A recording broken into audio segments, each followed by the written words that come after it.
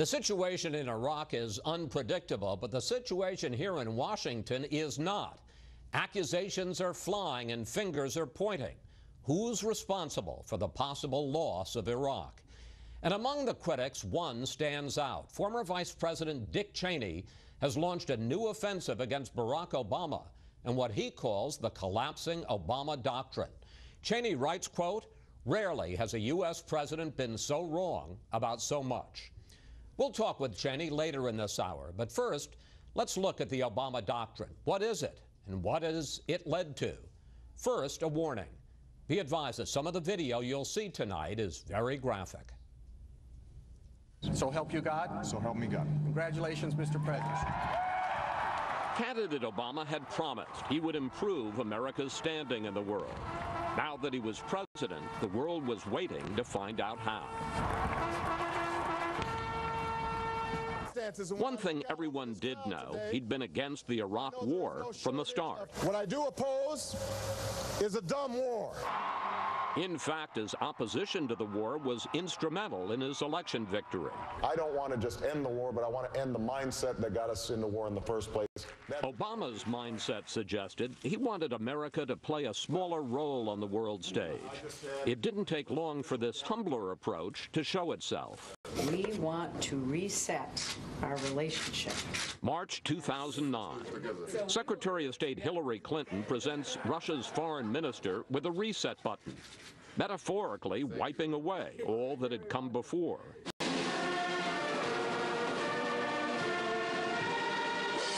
But what of the Middle East? The president himself gave an indication of where he was going in Cairo that June. He reached out to the Muslim world, acknowledging America's and the West's past errors. Tension has been fed by colonialism that denied rights and opportunities to many Muslims. And a Cold War in which Muslim majority countries were too often treated as proxies without regard to their own aspirations.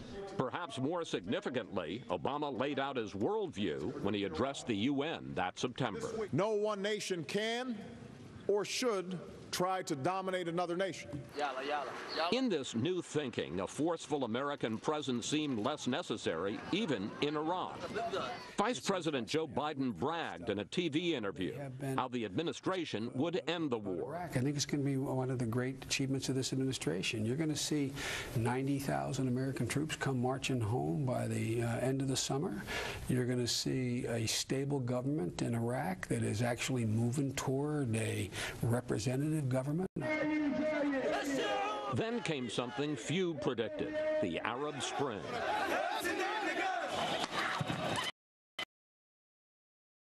How would the Obama administration respond? The president's signature answer came in Libya. After much of the world insisted Muammar Gaddafi had to go, Obama offered limited air support to the Libyan rebels. Some characterize this form of multilateralism as leading from behind. I don't think it's fair, and two reasons. Representative Adam Smith is a Democrat from Washington State's 9th Congressional District. One, you are more likely to be successful if you have partners. And second of all, I think in the modern world, where power comes in so many different forms, if America took the approach, this is what we're doing, get in line, we would be less likely to be successful in advancing our interests. Tonight, I can report to the American people and to the world that the United States has conducted an operation that killed Osama bin Laden. The administration claimed its most notable success overseas when American operatives tracked down and killed the mastermind of the 9/11 attacks, Osama bin Laden. Meanwhile, the president and his team were trying to modify an agreement with the Maliki government in Iraq on the status of forces that would be left behind after an American withdrawal. We must be as careful getting out of Iraq as we were careless getting in. But Obama failed to make a deal with Iraq. In December of 2011, he brought all the troops home. We're leaving behind a sovereign, stable, and self-reliant Iraq. The quotes that I saw from him on a consistent basis were, you know, this is a fragile situation, but there is in place a reasonably stable government. The hard-fought efforts of Americans have put us into a place where they have a chance. But just 24 hours after the last soldier left, Iraqi Prime Minister Maliki issued an arrest warrant for his Sunni vice president, suggesting the situation in Iraq was not as stable as some hoped, and that the threat of sectarian violence remained. What Maliki did from 2011 forward was to destroy every single chance he had. Maliki basically messed up the opportunity that was there, however fragile it may have been. In 2012, with the re-election campaign in full swing, Obama was touting the administration's foreign policy successes. Al-Qaeda is on the path to defeat, and Osama bin Laden is dead. But that narrative was about to be severely challenged.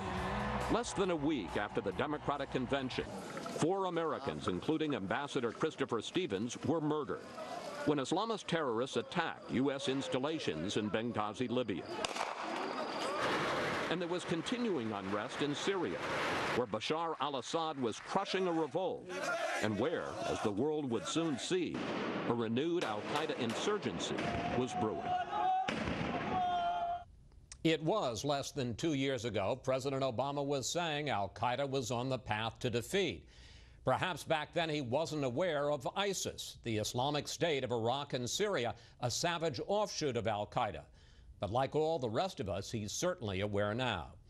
Coming up, we'll look at this militant group that's carving out its own state in parts of Syria and Iraq. What are its goals, and how does it plan to achieve them?